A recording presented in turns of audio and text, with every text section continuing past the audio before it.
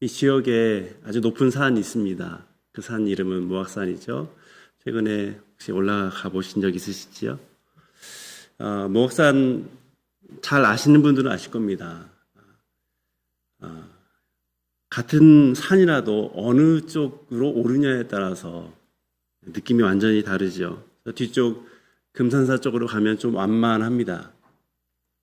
반면에 이 동쪽 이 도리미술관인가요? 그쪽으로 가면은 상당히 좀 힘들죠.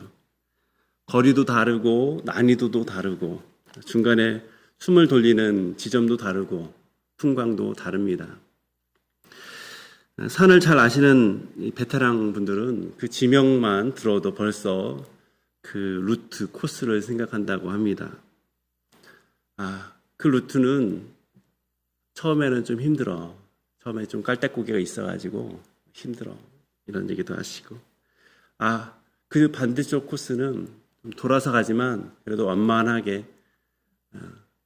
혼자 가지 않고 누구랑 동행한다면 대화하면서 갈 수 있는 좋은 길이야. 이런 얘기도 하십니다. 그리고 어느 길로 가면 거기서 보는 풍광이 너무 좋아. 거기 이런 휴게할 수 있는, 잠시 쉴 수 있는 곳이 있는데 거기는 한번 쉬어서 좀 한번 풍광을 좀 감상해야 돼. 이런 얘기를 하시죠. 산을 아시는 분들에게 또 그 길을 걸어본 분들에게는 그 장소의 이름이나 길 이름은 더 이상 이름이 아닙니다. 그들이 갔던 그 장소, 그들이 걸었던 길은 그들에게 체험이 된 길이기 때문에 그저 지명으로 알고 이름으로 아는 것과는 너무나 다르지요. 결국 우리에게는 체험이 중요합니다. 경험이 중요하지요. 오늘날 많은 기업들이 팝업 스토어를 만드는 이유이기도 합니다. 자신들의 브랜드를 온라인세에 있는 그 브랜드를 현실에서 경험하도록 강렬하게 경험하도록 이런저런 스토어를 만들어서 그것을 또 사람들이 찍게 만들고 또 인스타, 블로그, 또 다양한 유튜브 방식으로 그것을 또 드러내게 하는 거죠. 그런데 신앙에서도 체험이 참 중요합니다. 창세기에서 우리가 살펴보고 있는 인물들의 공통점은 결국 그들은 하나님을 강렬하게 체험했다라는 점입니다. 하나님을 강렬히 체험했던 그 경험들이 하나님을 하나님처럼 대하게 하고 또 자신을 하나님의 종이자 하나님의 백성으로 하나님의 말씀에 순종하며 살아가는 도록 하는 이 중요한 원동력이 바로 이 체험이 됩니다. 오늘 우리는 이 야곱의 이야기를 볼 것입니다. 야곱은 오늘 본문 10절은 이 사람이 걸어가는 여정에 대해서, 길에 대해서 아주 짧은 한 문장으로 소개를 합니다. 야곱이 브엘세바를 떠나 하란으로 향하여 간다. 여기서 이 지명은 우리에게는 익숙하지 않은 낯서는 지명입니다. 그래서 저는 기회가 되면 우리 성도들과 함께 이곳에 한번 가보고 싶습니다. 저의 소망입니다. 우리에게는 낯선 지명이지만 사실은 오늘 10절의 이 문장 안에 있는 이 야곱이라는 한 인간의 이 인생 제2막이 사실 이 안에서 있습니다. 그의 제2의 인생 제2막이 그 전환점이 바로 이 사이에서 있는 것이죠. 오늘은 야곱의 그 하나님을 체험하는 이 체험의 발자취를 따라가 보면서 우리가 갖고 있는 인생길을 과연 하나님을 얼마나 체험하고 있는지, 그 체험을 사모하고 있는지, 그 결과로서 나는 어떤 신앙의 삶을 지금 살아가고 있는지를 우리 한번 돌아보기를 원합니다. 우리가 10절을 봤는데 여기에 보면 내용이 참 짧습니다. 야곱이 누구랑 동행을 했는지, 길을 가면서 무엇을 먹었는지, 또 며칠 밤 낮을 걸었는지 성경은 자세히 말하지 않습니다. 왜 그럴까 생각해 보면 성경에 의도가 있기 때문입니다. 성경은 이 야곱의 그 하나의 여정의 사소한 디테일보다는 그 길 위에서 야곱이 마주하게 될 결정적인 사건에 관심이 있기 때문에 아주 짧게 그렇게 말을 하고 있습니다. 물론 우리와는 달리 이스라엘 사람들은 이곳 지리에, 이 지명에 매우 익숙한 사람들입니다. 그래서 야곱이 지금 브엘세바를 떠나서 하란으로 간다라는 말을 들었을 때 아마도 그들은 숨이 턱턱 아마 막혔을 것입니다. 왜냐하면 이 길은 만만한 길이 아니었기 때문이죠.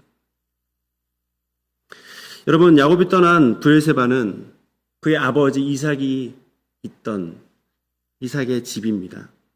즉 지금까지 야곱을 보호해주던 매우 익숙한 안전한 보금자리였던 것이죠. 반면에 그가 앞으로 가야 할 그것은 어떤 곳입니까?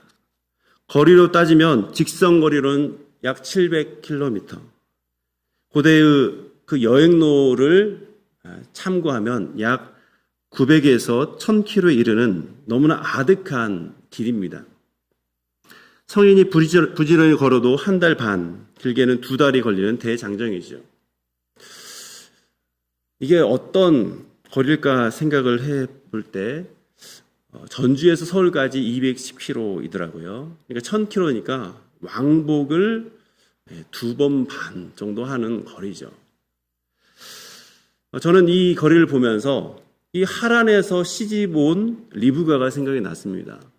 여러분, 리브가 그는 이삭의 믿음의 배필이었습니다. 그런데 그 믿음이 바로 이 거리를 통해서 저는 묵상하게 됩니다. 너무나 긴 거리를 마치 우리로 따지면 저쪽 미국에 있는 미국에 시집가는 같은 느낌. 지구 반대편, 지금 월드컵 경기 열리고 있는 멕시코로 시집가는 느낌. 여러분, 이게 얼굴도 모르는 얼굴도 모르는 그 남편을 정말 생각하면서 그는 가는 건데, 이거는 믿음 아닌 곳에는 갈 수가 없는 거리였던 것이죠. 야곱이 하룻밤을 머물게 된 이곳은 어디일까요? 창세기 저자는 이곳의 이름을 분명하게 말합니다. 근데 여기서 말하지 않고 뒤에 말합니다. 사람들이 이곳 옛 이름을 루스, 그리고 이스라엘 사람들은 이곳 이름을 베델로 부른다라고 뒤에서 밝히고 있습니다. 이곳은 브엘세바에서 출발하면 약 100km 정도 되는 거리입니다. 그러니까 빠르면, 성인고로 빠르면 한 사흘, 또 여유있게 가면 한 5일 정도 걸리는 거리인 거죠.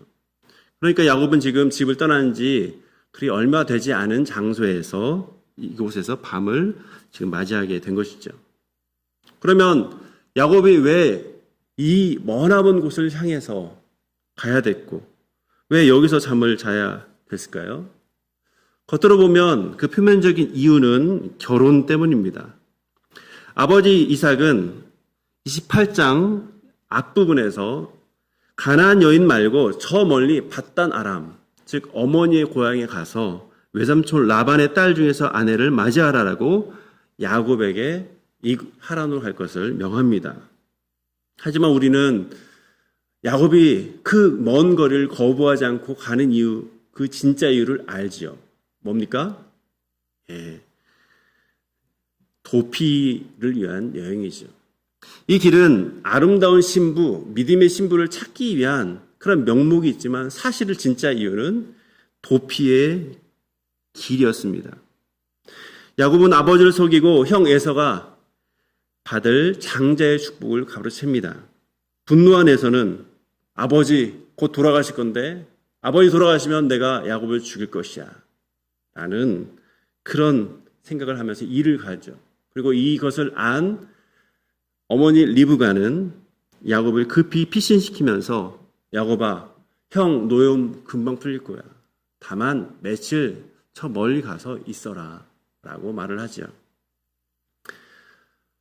물론 어머니의 며칠은 우리가 아는 그 기간의 며칠은 아닙니다. 하란에서 여기까지 온 경험이 있는 리브가에 있어서 며칠은 사실은 이 노염을 풀릴 수 있는 그런 의미를 담은 며칠이죠. 결국 이 며칠은 야곱에게는 20년이라는 긴 타향살이를 안겨준 며칠이 됩니다. 그런데 이것이 바로 아이러니죠. 야곱은 분명 장자권도 없고 아버지로부터 축복도 받은 사람입니다. 그런데 지금 그의 모습은 복 받은 사람과는 좀 거리가 있는 모습입니다. 지금 도망가듯 집을 나오고 마치 가족의 보호막을 정말 전혀 입지 않은 채 끝이 없어 보이는 그 낯선 광야길, 그 광야길을 걷는 도망자의 모습, 이것이 야곱의 모습이죠. 여러분, 만약에 여러분이 이게 장성한 자녀가 있고 이 장성한 자녀가 그 결혼 준비를 위해서 좀 먼 길을 가야 된다. 예를 들면 미국을 간다. 뭐 남미를 간다. 한번 생각해 보십시오. 그러면은 뭐라도 좀 해주고 싶은 마음이 있을 겁니다. 부모가 능력이 된다면 그 길을 위해서 뭔가 준비하고 싶은 것이죠. 더구나 이 야곱은 가난한 집안이 아닙니다. 야곱의 집안은 부유한 집안입니다. 하나님께서 복을 주신 아브라함, 이삭 가문의 아들이죠. 과거 야곱의 할아버지 아브라함이 며느리를 구할 때 그는 종에게, 모든 고난을 위임한 종에게 낙타 10마리를 주고 또 여러 가지 장신구를 줘서 금부치를 줘서 그를 하란으로 보냈습니다. 그런데 거부였던 그 아브람 그리고 그 거부의 자식인 그 이삭의 아들 야곱의 진 보따리는 사실은 이상할 정도로 초라해 보이는 거죠. 훗날 야곱은 이 날을 회상하면서 이렇게 말합니다. 내가 지팡이 하나만 가지고 이 요단을 건넜다. 물론 이것은 사실은 아닐 겁니다. 왜냐하면 야곱이 돌아올 때, 요단강을 건널 때 많은 거부가 되어 있었기 때문에 과거와 미래를 비교하면서 지금 이런 표현을 한 거죠. 지팡이 하나만. 하지만 분명한 것은 그는 거의 빈손으로 그의 집을 출발했다라고 하는 거죠. 그러면 과연 우리는 한번 상상하게 됩니다. 왜 족장인, 거부인 이 아버지 이삭은 야곱을 빈손으로 보냈을까? 여러분 궁금하지 않으십니까? 성경은 그 이유에 대해서 사실 침묵하고 있습니다. 저는 개인적으로 이런 상상을 좀 해봤습니다. 야곱이 아버지를 속여서 축복받은 일 때문에 집안이 어수선해서 그렇다 라는 상상입니다. 자식에게 속은 이삭이 분명 축복해서 보내지만, 왜냐하면 이 모든 축복은 결국 가문을 이룬, 결혼을 해야 얻을 수 있는 거기 때문에 결국 결혼을 위해서 그걸 보내지만, 그러나 정작 자신에게 모든 것을 속였던 야곱에게는 상당히 복잡한 감정을 가지고 있었을 것이다 라는 상상입니다. 물론 이런 상상도 있습니다. 이삭이 자신이 그렇게 계획했던 그 축복의 실패가 돌아가자, 이제 하나님의 뜻을 받들어서, 그래, 하나님께서 인도하실 거야. 내가 비록 이런 수를 썼지만 이것이 실패로 돌아가는 걸 통해서 하나님께서 이 나를 인도했던 것처럼 하나님께서 이 광야, 이 먼 길 가운데 야곱을 인도하실 거야 하면서 오히려 하나님의 인도하심에 야곱을 맡기면서 그에게 아무 지원 없이 보냈을 수도 있습니다. 여러분, 만약에 여러분 자녀에게 이런 기회가 주어진다면 여러분 어떤 방식을 선택하겠습니까? 하나님께 주신 마음대로 하셔야죠.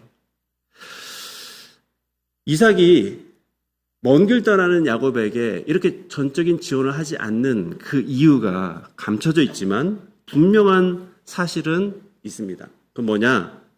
야곱이 받은 축복은 지금 당장 현실화되지 않은 축복이라는 것입니다. 지금 눈에 보이는 안정, 풍요, 어떤 평안, 이것이 야곱 삶에 전혀 나타나지 않습니다.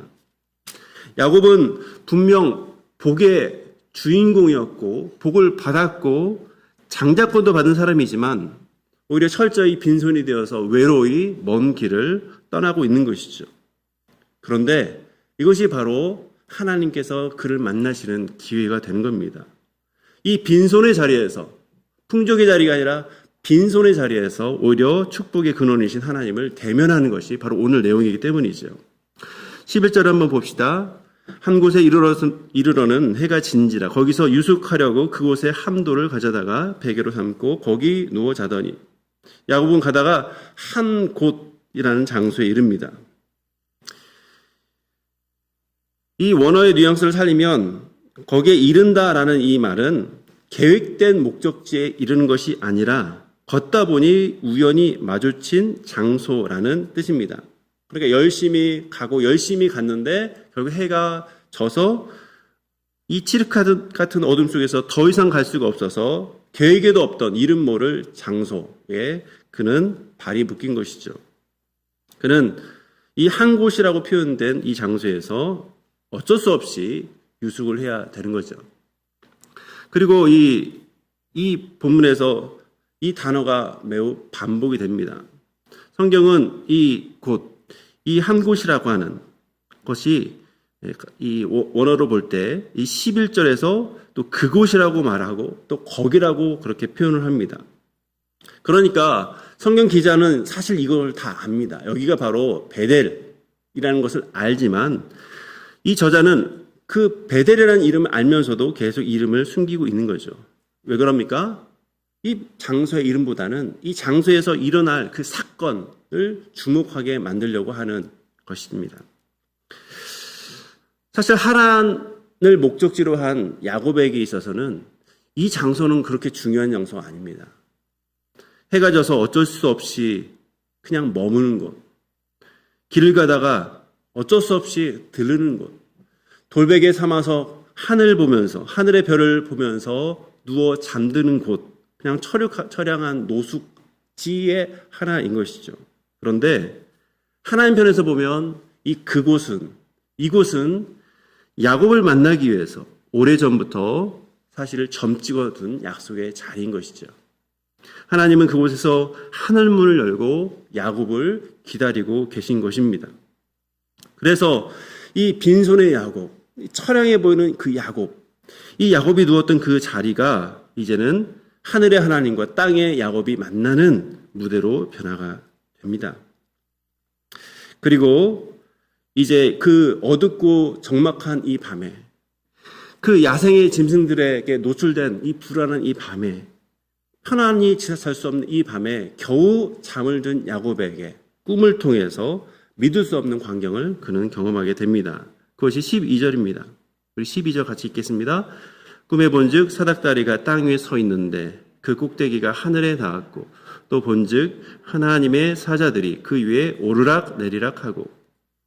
지금은 앞에서는 이제 야곱의 어떻게 보면 카메라가 야곱을 향해 있었는데 이제는 야곱의 눈이 카메라가 되어서 그 꿈을 보게 되는 겁니다. 우리 성경에는 이 12절에 보면 이 본즉, 꿈의 본즉이라는 단어가 본직이라고 번역이 되어 있습니다. 그런데 이 히브리 원어로는 이게 감탄사입니다. 뭐냐면 보라, 감탄하면서 봐라, 이런 뜻입니다. 이런 의미입니다. 그리고 12절에 꿈에 봐라, 그리고 하반절에도 봐라 본즉, 13절에도 봐라 라고 3번 반복이 됩니다. 이것은 야곱이 꿈을 통해서지만 느꼈을 엄청난 충격을 생생하게 전달하고 있는 것이죠. 그래서 첫 번째, 봐라, 무엇을 봅니까? 사다리가 땅에서부터 저 높은 하늘까지 똑바로 서 있는 것을 그는 보게 됩니다. 근데 그 사다리는 너무나 거대한 끝이 보이지 않는 사다리이기 때문에 그는 와, 한번 봐봐 라고 하는 거죠. 두 번째 보라는 이 신비로운 하나님의 이 사자들, 이 천사들이 사다리를 타고 바쁘게 오르락 내리락 하고 있는 장면입니다. 그것도 놀라운 장면이죠. 보십시오. 와. 세 번째 보라는 그 사다리에 여호와 하나님께서 친히 서 계신다라는 것입니다. 이거야말로 좀 대단한 거죠. 처음에는 거대한 사다리의 풍경에 압도됩니다. 그런데 잘 보니까 그 사다리에서 하나님의 사자들이 오르락 내리락 합니다. 근데 그것만 아니라 그곳에서 하나님 자신이 지금 서 계시는 것, 이걸 꿈을 통한 계시로 야곱에게 보여주고 있는 것이죠. 우리는 여기서 한 가지 질문을 할 수 있습니다. 왜 하나님은 하필 꿈을 통해서 자신을 나타내실까요? 여러분, 글과 책이 흔하지 않던 시대에, 고대의 성경 시대에 하나님께서는 꿈이나 환상을 통해서 하나님의 뜻과 계시를 생생하게 사람들에게 전달해 주셨습니다. 그래서 우리가 구약을 살펴보는 많은 부분들이 이런 환상도 있고 꿈을 통해 있고, 심지어는 신탁의 말씀, 꿈인지 계신지도 모르지만 어느덧 하나님의 음성으로 듣게 되는 그런 신탁도 있습니다. 그것은, 이런 방식은 당시 영적으로 얻었던 인간들에게 하나님이 만나주시는 가장 보편적인 방식이었습니다. 그런데 오늘날 우리는 야곱의 꿈보다 더 확실한 방식으로 하나님의 뜻을 만나게 됩니다. 그것이 바로 하나님의 말씀이지요. 보혜사 성령께서 가르치시고 깨닫게 하시는 보혜사 성령께서 강림 이후에 모든 교회에, 그리고 성도들에게 주어진 이 66권의 하나님의 말씀, 기록된 하나님의 말씀이 바로 이 시대에 하나님의 뜻을 전달하는 계시의 통로가 됩니다. 과거에 기적적인 신유로만 고치던 그 질병, 그래서 성경에는 이 기적이 참 많습니다. 그러나 오늘날 우리는 이 발전된 현대 의학을 통해서 하나님의 치유의 은혜를 경험하게 되지요. 이렇듯이 하나님께서는 이 시대에 더 이상 꿈이나 환상이나 또는 모호한 상황으로 하나님의 말씀을 깨닫게 하신 것이 아니라 명확하게 검증된, 기록된 하나님의 말씀으로서 우리의 삶을 선한 길로 인도해 가시고 있습니다. 그래서 때로 교회 내에서 꿈을 통해서 내가 하나님의 음성을 들었다 하는 그런 사람에 대해서 이렇게 생각하셔도 됩니다. 아니, 하나님, 얼마나 그가 영적으로 어두웠으면 그 구약의 방식을 사용해서 그러셨을까요? 이 시대 분명한 하나님의 말씀, 이 계시된 말씀, 성경 66권을 통해서 하나님의 말씀을 드려야 되는데 그가 얼마나 영적으로 어두웠으면 이 방식으로 들었을까요? 우리가 이렇게 생각을 할 수도 있습니다. 물론 또 이렇게 생각해야 됩니다. 하나님의 이 방법을 부정하기보다는 오늘날에도 이런 희귀한 방법을 통해서라도, 그 꿈을 통해서라도, 그 놀라운 신유의 기적을 통해서라도 하나님의 뜻을 알고 그 사람이 하나님 중심적인 삶을 살 수 있도록 하나님께서 역사하신구나 라는 것도 여러분 명심하셔야 됩니다. 결국 하나님은 우리 시대에 맞는 방법으로 우리를 설득하십니다. 그래서 요즘 지적인 이 시대에는 논리로서 설득을 하죠. 과학의 시대에는 때로는 과학을 초월한 방식으로 설득하셔서 창조주 하나님의 은혜를 묵상하게 하십니다. 그러나 과거의 방식은 과거의 방식으로 그들을 하나님께로 인도하셨다는 사실을 우리는 기억하고 이 방식을 존중해야 되는 거죠. 그런데도 우리가 이 시대에 이 야곱의 꿈 이야기를 들으면서 가슴 뛰는 이유가 뭡니까? 그것은 야곱이 꿈꾸었던 그 꿈의 실체가 우리에게 현실화되었기 때문입니다. 우리가 매일 펼쳐들고 있는 하나님의 말씀 가운데 하나님의 뜻이 담겨져 있기 때문에 그런 거죠. 오늘 본문에서 나오는 이 사닥다리라고 번역된 이 단어는 구약 성경 통틀어서 딱 한 번만 여기서 나옵니다.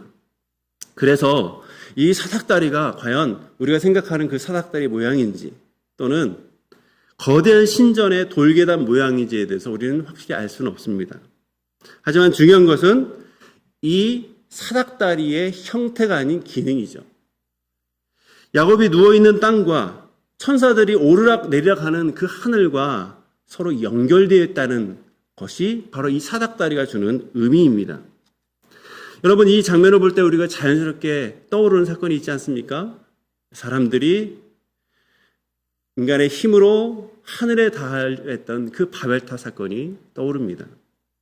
사람들은 자신들이 탑을 쌓아서 꼭대기에 이르러서 자신들의 이름을 세상에 드러내고자 이 탑을 쌓았습니다. 그런 의미에서 지금 야곱이 보고 있는 이 사닥다리는 그런 이미지입니다. 그러나 본질은 다르죠.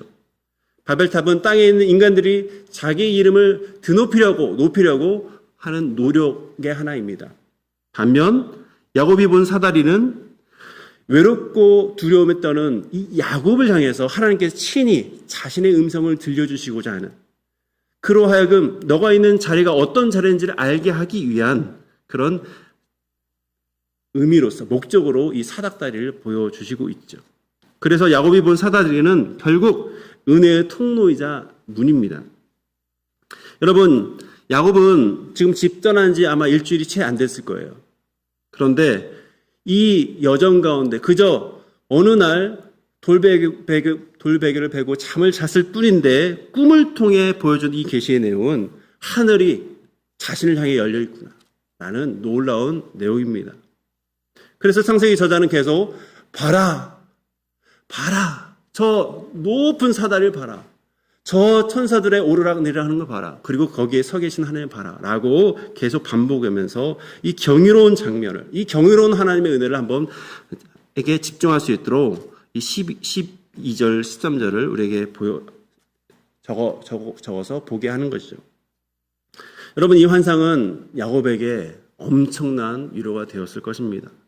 내가 지금 형을 속이고 아버지를 속이고 또 지금 내가 보호받던 그 땅을 떠났지만 내가 이 과정 가운데 내가 버림받은 것이 아니라 나에게 축복을 주겠다라고, 그래서 나 그 축복을 욕심내서 하나님 축복을 받았지만 결과는 보니까 하나님이 나를 축복하지 않으셨네 라고 생각할 수도 있을 상황에서, 아, 하나님이 나와 함께 하시는구나, 하늘 보좌가 지금 나에게 연결되어 있구나 라는 것을 깨닫게 하는 으로 주는 위로인 것이죠. 그런데 여러분 아십니까? 이 사다리 비밀은 야곱의 꿈 안에만 갇혀 있지 않습니다. 신약성경에 보면 예수님께서 나다나엘에게 이렇게 말씀하십니다. 하늘이 열리고 하나님의 사자들이 인자 위에 오르락 내리락 하는 것을 보리라. 분명히 야곱의 이 꿈 얘기를 하시는 겁니다. 그런데 이 야곱의 꿈속에 보았던 땅과 하늘을 잇는 그 통로가, 유일한 통로가 바로 인자 위에 오르락 내리락 하는 것, 즉 유일한 통로가 자신인 것을 이 제자에게 알려주셨던 것이죠. 하늘의 문은 우리의 노력이나 우리 어떤 스펙으로 열 수 없는 문입니다. 하나님께서 그리스도를 통해서 직접 문을 열어주시기 때문에 열려 있는 거죠. 우리 교회가 열린 문 아닙니까? 바로 예수 그리스도께서 열어주셨기 때문에 우리는 그 구원에 들어가게 됩니다. 그리고 오늘날 야곱에게 그 꿈으로 활짝 열어 보여주는 그 하나님의 문을 우리는 그리스도 안에서 계속 보게 되고 그 문 안에서 우리는 들어가서 하나님의 백성이 된 것을 믿습니다. 이렇게 야곱이 꿈속에서 압도되어 있을 때 이제 사다리에서 하나님의 음성이 들려집니다. 그것은 매우 강하고 분명한 메시지입니다. 그것이 13절입니다. 같이 읽겠습니다. 또 본즉 여호와께서 그 위에 서서 이르시되 나는 여호와니 너의 조부 아브라함의 하나님이요 이삭의 하나님이라. 내가 누워있는 땅을 내가 너와 내 자손에게 주리니. 여러분, 이것은 너무나 위대한 말씀입니다. 아브라함에게 하셨던 그 위대한 말씀, 그 내용이죠. 그런데 이 약속의 말씀 앞에서 하나님이 먼저 무엇을 말씀하셨는지를 보기 전에 이 야곱에게 무엇을 말씀하지 않았는지를 좀 먼저 보기를 원합니다. 여러분, 야곱은 불과 며칠 전에 아버지를 속이고 형을 속이고 이렇게 사람들을 기만하면서 지금 떠났던 죄인의 모습입니다. 온 집안의 관계를 풍비박산낸 그런 장본인이죠.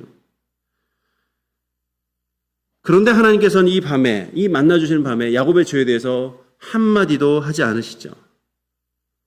책임도 묻지 않으시고 추궁도 하지 않으십니다. 물론 이것이 야곱의 죄에 대해서 하나님께서 대수롭게 여기지 않으신다라는 의미는 아닙니다. 결국 야곱은 앞으로 20년간의 이 삶을 통해서 하나님 앞에 훈련받고 연단받게 됩니다. 그러나 하나님은 이 훈련이 시작되기 전에 두려움에 떨고 있는, 외로움에 있는 이 야곱에게 죄에 대한 심판보다 먼저 자격 없이 주시는 하나님의 은혜와 그 언약을 먼저 확인시켜 주시죠. 하나님께서는 아담이 죄를 지었을 때 내가 과연 어디에 있느냐라고 물으셨습니다. 자신의 동생 아벨을 죽인 가인에게는 내 아벨은 어디 있느냐라고 사실은 다 아시고 추궁하셨죠. 그런데 야곱에게는 징계가 아니라 추궁이 아니라 조건 없는 하나님의 복의 말씀이 지금 내려지고 있는 거죠. 심지어 하나님께서는 자신을 너의 조부 아브라함의 하나님, 이삭의 하나님이라고 소개합니다. 여러분, 아브라함과 이삭의 삶의 궤적을 보면 내세울 만한 믿음의 모습이 있습니다. 그런데 지금 이 야곱이 하나님 앞에서 도저히 하나님 앞에 자랑할 게 있습니까? 하나님, 저는 장자권에 대한 열망이 많았어요. 하나님의 축복에 대한 열망이 많았어요. 그래서 저희 아버지를 속였어요. 저는 열망이 대단한 사람이요. 여러분, 이렇게 뻔뻔하게 자랑할 수 있겠습니까? 아닙니다. 야곱은 도저히 별명할 수 있는, 자기를 변호할 수 있는 게 없는 사람입니다. 하지만 하나님께서 그런 야곱에게 찾아오셔서 내가 바로 내 가문의 하나님, 아브라함과 이삭의 하나님이다 라고 자신에 대해서 알려주시죠. 그리고 축복을 하십니다. 근데 이 축복의 내용을 보면 사실 야곱이 집을 떠나기 전, 바로 직전 그의 아버지 이삭이 빌어주던 복입니다. 그것이 28장 3절 4절입니다. 우리 한번 같이 읽겠습니다. 전능하신 하나님이 내게 복을 주시어 내가 생육하고 번성하게 하여 내가 여러 족속을 이루게 하시고 아브라함에게 허락하신 복을 내게 주시되 너와 함께 내 자손에게도 주사 하나님이 아브라함에게 주신 땅, 곧 내가 거류한 땅을 내가 차지하게 하시기를 원하노라. 이삭이 이렇게 분명하게 축복하면서 하란으로 가라고 했습니다. 그런데 정작 하란으로 갈 때 그는 아무런 지원이 없었어요. 아마도 이런 모습에 야곱은 원망했을 수 있습니다. 아니, 아버지 축복을 하시는데 그 축복을 이룰 수 있는 방법, 안전하게 그곳에 갔다 올 수 있는 방법, 재정적인 지원, 아마 이런 것이 없는 걸 보고서 아버지에 대해서 아마 원망했을 수도 있습니다. 하지만 이 정말 신비롭고 두려운 이 꿈의 속에서 이 사람 아버지의 입술을 통해서 받았던 그 축복의 내용 그대로를 지금 하늘의 왕이신 하나님께서 생생한 음성으로 그에게 확증해 주시고 있는 것이죠. 여러분 한번 생각해 보세요. 앞에서 누군가 얘기를 했는데 그것을 누군가가 똑같이 얘기한다고 해보십시오. 그러면 그것도 놀랄 것입니다. 그런데 그 내용을 하늘의 하나님께서, 그 사다리 위에 계신 하나님께서 직접 하나님의 음성으로 말씀하신다는 것을 이 야곱이 들었다고 한번 상상해 보십시오. 야곱에게는 너무나 대단한 경험, 너무나 놀라운 경험이죠. 그래서 17절에 보면 얼마나 놀랐던지 야곱이 꿈에서 깬 다음에 두렵다라고 그렇게 고백을 합니다. 14절, 15절을 연이어서 보면 지금까지 야곱의 인생에서 축복이란 늘 자기가 빼앗는 것이었습니다. 자기가 노력해서 빼앗는 것이었습니다. 형의 팥죽을 빼앗는 것에서도, 형의 장작을 빼앗는 것에서도 나름대로 뭔가 노력한 게 있습니다. 아버지의 눈을 속여 복을 가로챘을 때도 뭔가 노력이 있습니다. 에서의 말대로 야곱은 늘 발꿈치를 잡고 빼앗는 자였던 것이죠. 그런데 이곳에서 이 꿈을 통해서 마주하신 하나님이 펼쳐주시는 복의 차원은 그와는 다른 것입니다.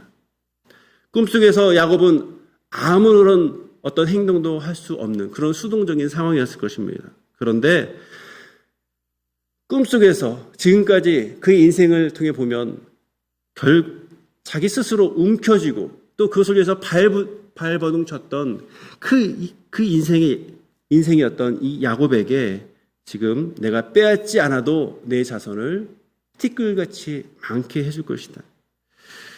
이제는 내가 남의 것을 빼앗는 삶이 아니라 너로 인해 세상 모든 족속이 복을 얻게 대하는 축복의 통로가 될 것이다 라고 하는 야곱의 삶의 패러다임을 완전히 바꾸는 그런 복된 소식을, 복된 약속을 선포해 주신 거죠. 그리고 15절은 하나님의 거대한 의지가 담겨져 있습니다. 같이 읽도록 하겠습니다. 내가 너와 함께 있어 내가 어디로 가든지 너를 지키며 너를 이끌어 이 땅으로 돌아오게 할지라. 내가 내게 허락한 것을 다 이루기까지 너를 떠나지 아니하리라 하신지라. 여러분, 원문에 보면 이 동사가 있습니다. 동사가 있는데 6가지 동사가 있는데 이 동사의 주어가 항상 나입니다. 그래서 오늘 이 개역 개정에는 그런 표시가 없죠. 번역상 그렇습니다. 그렇지만 중요한 것은 함께 있는 분이 하나님이시다. 지키시는 분도, 돌아오게 하시는 분도, 떠나지 않는 분도, 약속을 기필코 이루시는 분도 다 하나님이라는 것이 원문을 통해서 강조가 되어 있습니다. 그런데 이것은 야곱에게 하나님께서 너가 이 조건을 채우면 내가 이렇게 할 것이다 라는 거래가 아닙니다. 지금 야곱은 야곱의 행위를 요구하지 않는, 내가 반드시 너를 그렇게 만들겠다 라는 하나님의 일방적인 열심이고 하나님의 일방적인 의지가 담긴 축복인 것이죠. 여러분, 하란을 향해서 지금 가고 있는 그 여정 중에 야곱에게, 그 홀로 서 있는 야곱에게, 그 지원이 별로 없는 야곱에게 가장 절실했던 것은 무엇일까요? 그것은 수백 년이 지나서 이스라엘이 200명으로 불어난다라는 그런 무수한 자손의 번성, 또는 장차 이 가나안 땅 너가 다 차지하게 될 거야 라는 땅의 차지함이었을까요? 그런 비전이었을까요? 저는 그러지 않았을 거라고 생각이 듭니다. 물론 중요하죠. 그러나 당장 한치 앞도 모르는 이 도망자 야곱에게, 낯선 길, 두려운 길을 걸었던 이 야곱에게 가장 절실했던 것은 바로 이 길 나 혼자 걷는 것이 아니다 라는 한마디였을 것입니다. 그리고 하나님께서는 그런 꿈을 통해서 야곱에게 말씀하신 거죠. 내가 너와 함께 있겠다. 지금 당장 살아서 하란까지 무사히 가는 것, 그곳에서 살아남는 것, 그리고 다시 고향으로 돌아오는 것, 생존과 안전이 시급했던 야곱에게 하나님은 정확하게 응답하시는 거죠. 야곱아, 내가 너와 함께 있어. 내가 너와 함께 가고 있어. 내가 너와 함께 그곳에 머물 거고 내가 함께 다시 돌아오게 될 거야. 그리고 이것을 이룰까지 나는 너를 절대 떠나지 않을 거야 라는 약속의 말씀입니다. 야곱에게 정말 필요했던 것은 안전한, 길 가는 안전한 방식이 아니라 지금 험한 길을 가더라도 그 길을 함께 가주실 강력한 동행자, 바로 하나님이신 것이죠. 그래서 이 밤에 야곱이 이 축복을 받은 이후에 환경이 갑자기 변한 것은 아닙니다. 다음 날 눈을 떴을 때 하란으로 가는 길이 명확하게 보인 것도 아닙니다. 고향에 있는 형, 그 에서의 그 분노가 갑작스럽게 풀린 것도 아닙니다. 또는 저 뒤에 있던 아버지의 마음이 바뀌어서 갑자기 지원하는 사람들을 보낸 것도 아니죠. 결국 이 장소에서 필요했던 것은 하나님께서 함께 하신다라고 하는, 그 가장 든든한 하나님께서 함께 하신다라는 그 약속이고, 그 약속을 믿었기 때문에 야곱은 그 하란으로 계속 가게 되는 것이죠. 여러분, 가장 위대한 복은 창조주 하나님께서 야곱의 인생 가운데 개입하셔서 그에게 말씀하시기 시작했다라는 것입니다. 그리고 이 놀라운 이 비밀은 오늘을 살아가는 우리에게도 똑같이 적용이 됩니다. 여러분, 오늘날 살아가는 우리에게 가장 위대한 복은 무엇입니까? 수천 년 전에 기록된 이 하나님의 말씀이 바로 오늘 나를 향한 하나님의 말씀으로 깨닫게 되어지는 것이죠. 하나님은 지금도 보혜사 성령님을 통해서 차디찬 이 돌베개를 베고 누운 것 같은 우리의 인생의 밤에 찾아와 주시고 계시는 겁니다. 그리고 그 마음에 하나님의 말씀을 깨닫게 하시는 거죠. 그 말씀이 우리 안에 살아서 역사할 때 때로는 우리의 숨은 죄와 허물을 들춰냅니다. 그래서 우리로 하여금 회개하게 되죠. 회개하게 합니다. 때로는 사방에 막 펼쳐서 정말 막막하고 낙심한 우리 영혼을 보듬으시고 세상이 줄 수 없는 그런 위로와 소망과 평안을 주시는 것입니다. 때로는 절망의 자리에서 다시금 일어나갈 수 있는 그 하늘을 보게 하시는 그 능력, 그 소망을 우리에게 주시는 거죠. 이제 야곱의 인생 가운데 붙들기 시작한 것은 이제 분명합니다. 그것은 과거의 방식이 아닙니다. 자신의 노력, 자신의 꾀, 어떤 집요함, 이것이 아닙니다. 실패하지 않으시는 이 하나님의 거대한 의지가 담긴 이 약속의 말씀, 이 말씀을 지금 붙들고 살아가게 되는 거죠. 여러분, 앞에서 모악산 산에 대해서 말씀을 드렸습니다. 산을 잘 아시는 분들은 그 길의 구비구비를 잘 아십니다. 하나님은 우리 인생 구비구비를 너무나 잘 아시는 분이십니다. 반면 우리는 그 길을 몰라요.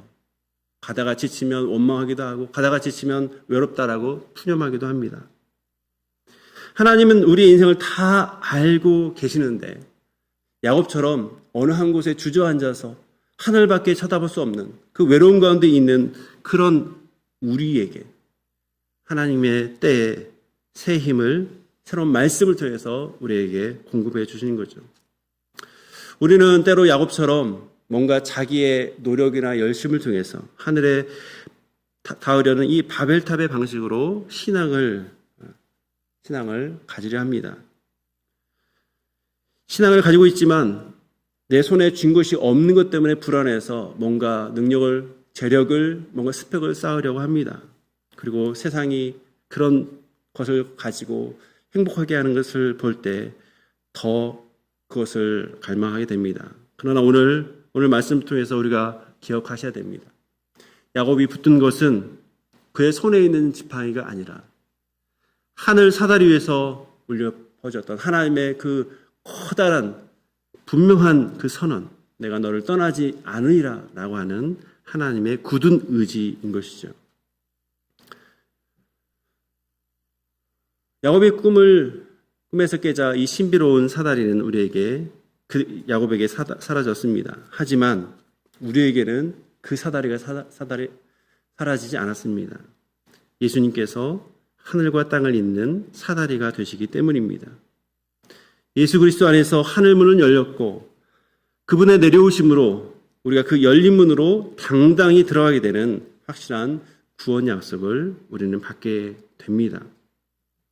사랑하는 성도 여러분, 오늘 우리의 빈손 돌베개 같은 그런 인생의 어두운 밤을 지내고 계십니까? 결코 부끄러워하거나 위축되거나 낙심하지 마시기 바랍니다. 왜냐하면 이것이 오히려 하나님을 깊이 체험하고 경험할 기회가 되기 때문입니다. 하나님은 이 때를 통해서 하나님의 굳센 의지를 우리 인생 가운데 깊이 마치 문신을 새기듯이 우리 마음 가운데 깊이 새기십니다. 내가 너와 함께 있어 내가 어디로 가든지 너를 지키리라. 이 약속의 말씀을 든든한 지팡이로 삼으시고 다시 한번 소망의 발걸음을 묵묵히 걸어가시는 우리 열린문교회 성도 되길 바랍니다. 오늘 말씀을 생각하면서 우리 두 가지 기도 제목 가지고 기도하겠습니다. 내 힘을 의지했던 이 바벨탑을 내려놓고 하나님의 굳은 의지를, 굳은 열심을 신뢰하게 해달라고, 인생의 돌베개의 밤에 찾아오시는 하나님의 말씀의 능력을 경험하게 해달라고 우리 한번 함께 주님 앞에 기도하도록 하겠습니다. 하나님 아버지, 주님 이 시간에 기도합니다. 우리의 영적인 교만, 우리의 교만함을 내려놓기를 원합니다. 인생의 성을 내 지혜와 열심으로 쌓으려 했던 우리의 교만함을 내려놓기를 원합니다. 세상이 움켜쥐고 있던 것들을 동경하면서 내 안에 무엇을 움켜쥐고 있는지를 돌아보면서 세상의 방식으로 움켜쥐려 했던 우리의 모습을 회개합니다. 주님, 우리의 노력에도 불구하고 우리를 정말 정죄하지 않으시고 찾아와서 내가 너와 함께 하겠다, 내가 이루겠다라고 말씀하시는 그 하나님의 신실하심을 붙들고 하나님의 말씀하심을 붙들고 살아가는 자 되도록 도와주옵소서. 아버지, 우리 인생 때로는 행복한 인생이지만 때로는 불행한 인생처럼 보일 때가 있습니다. 주님, 정말 이 빈손 같은 광야길 같은 인생을 만날지라도 주여 낙심하지 않게 하여 주옵소서. 사방이 막힌 그 자리에서 성령의 조명을 얻어서 하나님께서 말씀을 통해서 들려주시는 그 생생한 주님의 뜻을 발견할 수 있도록 도와주옵소서. 내가 너희와 함께 있어서 너를 지키겠다라는 이 임마누엘의 약속을 우리의 든든한 지팡이로 삼아서 다시금 담대히 주께서 보여주신 길을 향해서 걸어가는 주님 사람 되게 하여 주옵소서. 하나님 아버지, 오늘 말씀을 통해서 이제 드디어 야곱이 붙드는 것은 자기의 노력이 아니라 하나님의 말씀이었던 것을 보게 됩니다. 인생의 밤을 만나서 빈손으로 정말 힘들게 외로이 그렇게 살아가고 있는 그런 처지라 할지라도 주여 오늘 말씀하시는 그 주님의 음성을 듣고 낙심하지 않기 원합니다. 주님, 회개합니다. 우리 스스로 뭔가를 쌓으려 했던 이 영적인 교만함을, 내 힘과 지혜로 성을 쌓으려 했던 바벨탑의 방식을 취했던 우리의 잘못된 방식을 회개합니다. 주여, 우리보다 앞서 행하시고 우리에게 담대하게 선포하시면서 내가 이루겠다라고 하시는 주님의 말씀과 그 주님의 주권을 온전히 의지하는 주님 사람 되게 하여 주옵소서. 특별히 우리에게 하늘과 땅을 잇는 사다리이신 예수 그리스도를 보내주심을 감사합니다. 그분 안에서 성령의 음성을 들을 수 있도록 하여 주시고, 하나님께서 우리에게 주신 말씀 가운데서 우리 안에 하나님께 회개할 것은 회개하고 하나님께 구할 것은 구하고 하나님께서 분별하게 하시는 것을 분별하는 하나님의 은혜를 얻도록 도와주옵소서. 야곱에게 함께 하신 약속, 내가 너와 함께 있어 너를 지킬 것이라는 이 약속이 우리에게도 동일한 것을 너무나 감사드립니다. 예수 그리스도의 이름으로 기도합나이다. 아멘.